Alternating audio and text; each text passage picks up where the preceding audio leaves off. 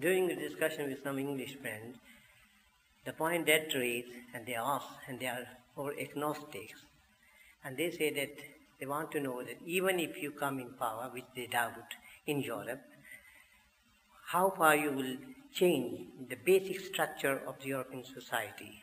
For example, they say our system of structure is based upon freedom, and that freedom is only tempered with the consent of the majority. But nevertheless, the majority does allow the minorities full freedom to express their views or propagate. And for the same reason, there is a freedom for the nudists, striptease clubs, and the alcohol or the clubs, but the pubs, that is not a minority. But if you come in power, so far the example of the Islamic states, you do not give the same freedom to the minorities. Why they are not allowed to drink or to have the nudist club or not to have the striptease club, even if you don't like it, because the freedom should be for everybody. And this is what he said, he has his apprehension about it. And I wonder why in an Islamic society... Just a minute, first let me decide this issue, please. The fact is that in the name of freedom and liberty, so much is now being said and done that the whole issue has gone to a melting pot and it has to be re-examined and analyzed. Freedom, what does freedom mean? To do anything? Is that the definition of freedom? That being the definition of freedom, then why there are laws in the country? Why rules and regulations are made? And why not freedom is given in that respect, in the secular sense? There are so many laws made by various governments and countries restricting individual to a certain course. What is the philosophy behind? So when you answer these questions, then that question can be answered very easily in the light of this answer. Because first we have to pose a counter question to these people to define freedom as it stands in the world today. They understand the secular freedom, all right. So when they form rules and regulations in the secular states, restricting freedoms, there has to be some answer to that. One of the answers given by an English politician was this, that I am free, you are free to move your arm in any direction, but the moment it strikes my nose, the freedom of your freedom stops there and my freedom begins at that point.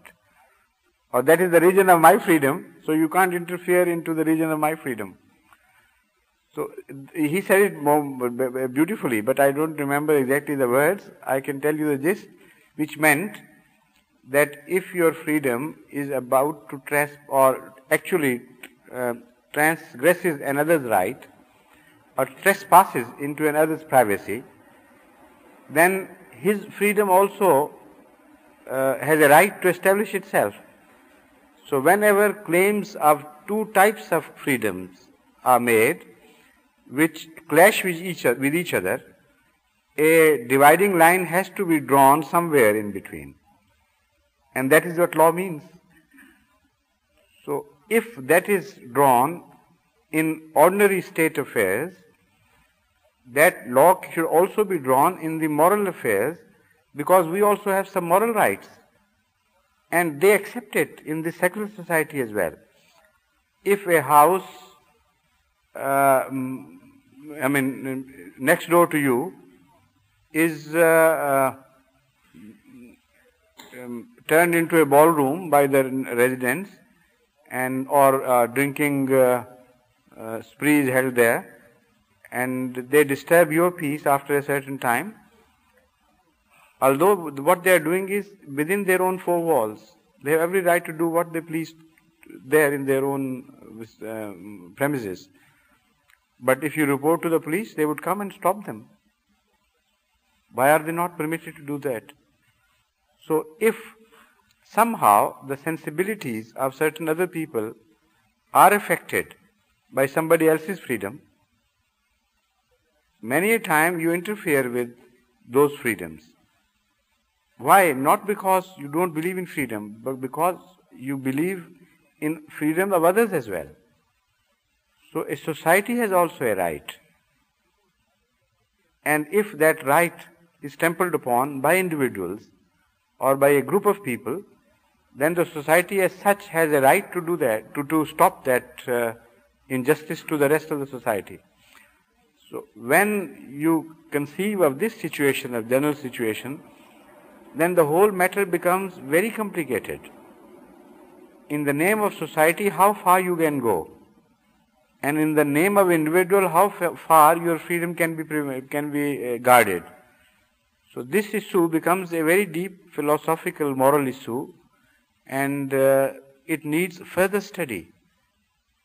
And once you really analyze the whole issue and make it threadbare, only then you can establish Islam's claim that Islam stands for the freedom of human beings, and yet Islam proposes certain restrictions.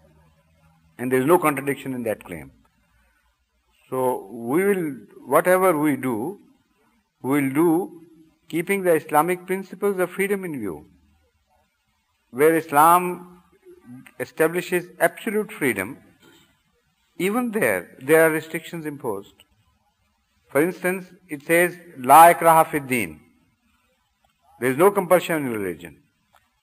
But a hostile hostile mullah begins to use filthy language against the respected heads of some community, some religious community, and says it's the liberty and freedom for me to do whatever I please.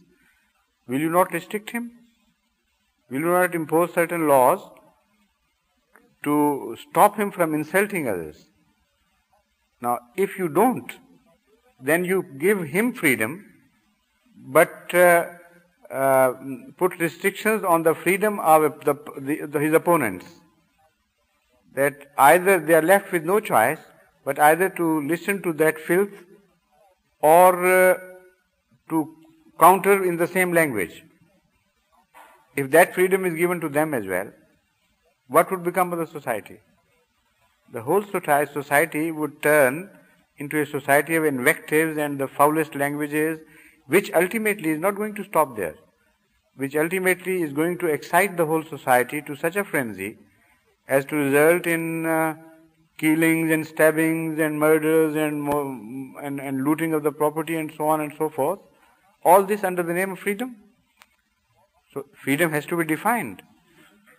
Freedom, the concept of freedom is for the well-being of the society, not for the detriment of the society as such.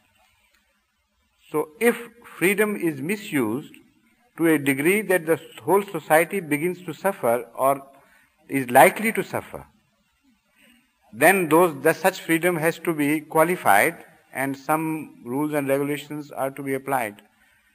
This is the general vague philosophy under which the present governments also make their rules and regulations. So all that is to be done by Islam will be done under these general principles. And the Holy Quran gives these principles in details. For instance, at one place it says, La ikraha fid deen, قد تبين الرشد من الغي فمن يكفر بالطاغوت ويؤمن بالله فقد استمسك بالعروة الوثقى لا انفصام لها. And at the other point, at another place, it says, لا تسبوا الذين يدعون من دون الله فيسبوا الله عدوا بغير علم. This is exactly the illustration of what I am saying. Under the general headline, it says, there is no compulsion in religion, but it is further defined.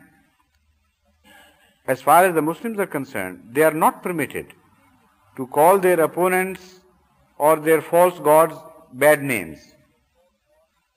In religion, a restriction is imposed, but to begin with, on your own people.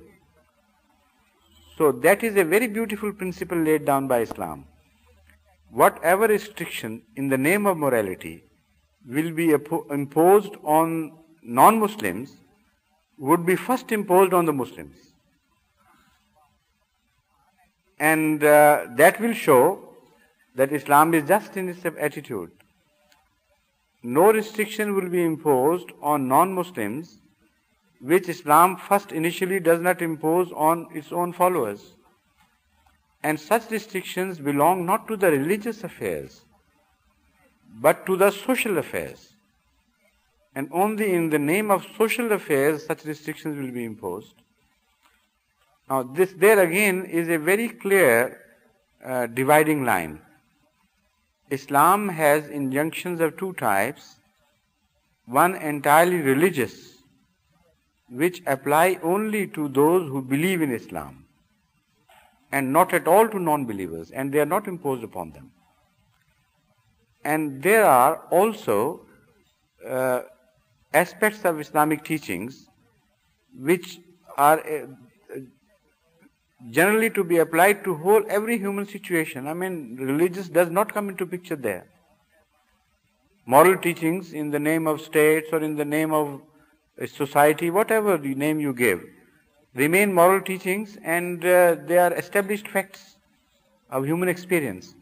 Wherever you go, some moral restrictions are made to save society from the individual and individual from the society. Religion doesn't come into picture. So those rules of Islam which belong to this region will only be applicable when a Muslim state comes into being. And when they are applied, they would be applied equally to both Muslims and non-Muslims. But again, there are certain exceptions made to this general rule as well. For instance, Hazrat Rasul Kareem sallallahu alaihi wasallam, in certain punishments to be meted out against crime, used to give choice to the Jews, either to accept Islamic teachings of punishment, Islamic code of punishment, and in that case their cases will be decided under Islamic penal code, or according to their own system. They were not permitted to remain in between, because those crimes concerned violations of human rights, so you can't let anybody go scot-free. He has to declare that he is going to adhere to that system.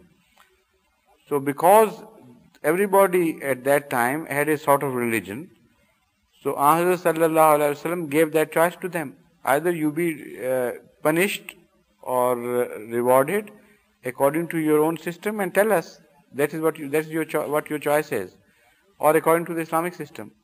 Now, because Jewish system of punishment was much more severe, so more often than not, the Jews opted for Islamic code of punishment rather than the Jewish. So that type of arrangement will have to be made in the future as well. Whenever an truly Islamic state comes into being, which follows the precepts of Hazrat Muhammad Mustafa sallallahu alaihi wasallam, it has to give such licenses to the opponents as were given by Hazur Akram sallallahu alaihi wasallam himself.